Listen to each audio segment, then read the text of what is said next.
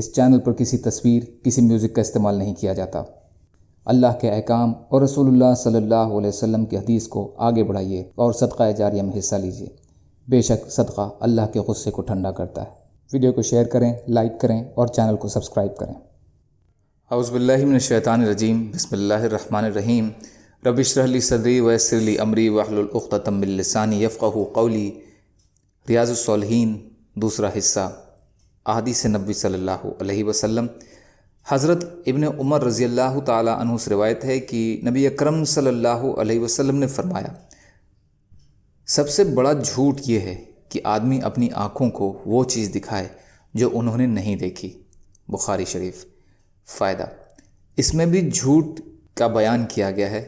ایسا دعویٰ چاہے خواب کے بارے میں ہو یا جاگتے میں ہو، دونوں صورتوں میں جھوٹ ہی ہے۔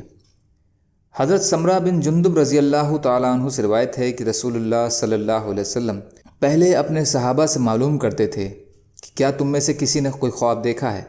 تو آپ کے سامنے کوئی شخص جو اللہ چاہتا بیان کرتا، اور ایک دن صبح کے وقت ہمارے سامنے آپ نے بیان فرمایا کہ رات کو خواب میں میرے پاس دو آنے والے آئے، ان دونوں نے مجھ سے کہا کہ چلیے، میں ان کے ساتھ چل پڑا۔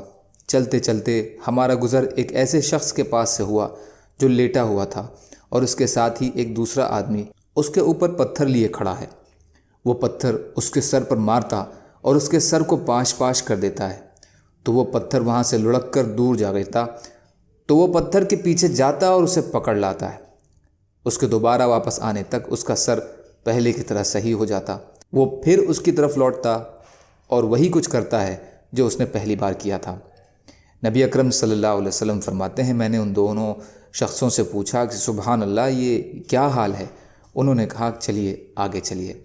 تو ہم چل پڑے اور ایک ایسے آدمی کے پاس آئے جو گدی کے بل چت لیٹا ہوا تھا، اور اس کے پاس ہی ایک دوسرا شخص لوہے کی زنبور لیے اس کے اوپر کھڑا ہے۔ وہ اس کے چہرے کی ایک طرف آتا ہے اور اس کے جبڑے کو اس کی گدی تک چیر دیتا ہے، اس کے نتنے کو اور اس کی آنکھ کو بھی گدی تک چیر دیتا ہے۔ پھر وہ اس کے چہرے کی دوسری طرف آتا ہے اور وہی عمل کرتا ہے جو اس نے پہلی طرف کیا تھا۔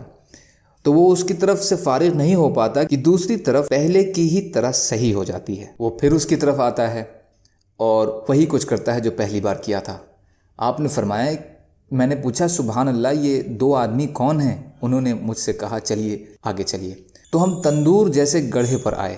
راوی کا بیان ہے کہ میرا گمان ہے کہ آپ نے فرمایا کہ اس میں بہت شور تھا اور آوازیں تھیں۔ ہم نے اس میں جھانکا تو اس میں برہنہ مرد اور عورتیں تھیں۔ ان کے نیچے سے آگ کا شعلہ اٹھتا ہے، اور جب وہ ان کو لگتا ہے تو وہ چیخیں مارتے ہیں۔ میں نے کہا یہ لوگ کون ہیں؟ انہوں نے مجھ سے کہا چلیے چلیے آگے چلیے۔ تو ہم پھر چلے اور ایک نہر پر آئے۔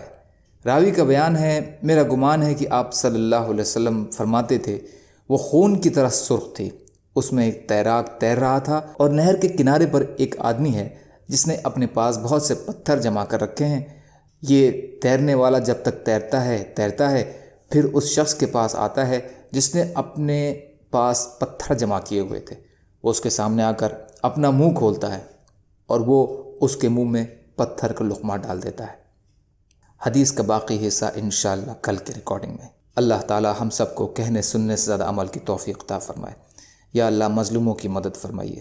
یا اللہ ہم سب کو اپنی استطاعت کے بقدر اپنا حق ادا کرنے والا بنائیے۔ یا اللہ سچی توبہ کی توفیق عطا فرما دیجیے۔ یا اللہ ہم سب کے اچھے اعمالوں کو قبول فرما لیجیے اور ہماری بدعمالیوں سے درگزر فرما دیجیے۔